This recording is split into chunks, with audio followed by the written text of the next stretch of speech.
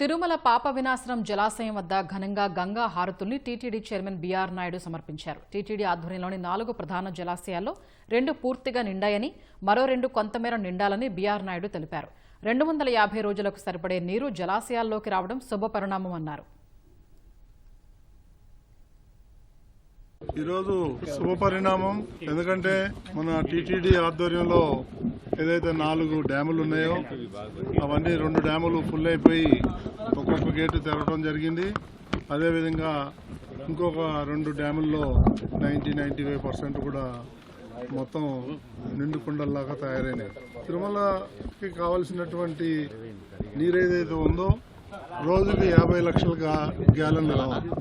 25 లక్షల గ్యాలన్లు కళ్యాణి డ్యామ్ నుంచి వస్తే మిగిలిన 25 లక్షల వాటర్ ఈ 4 డ్యాముల నుంచి వస్తుంది. కాబట్టి రాబోయే 9 నుంచి 10 నెలల వరకు పుష్కలంగా నీరు లభించే అవకాశం ఉంది.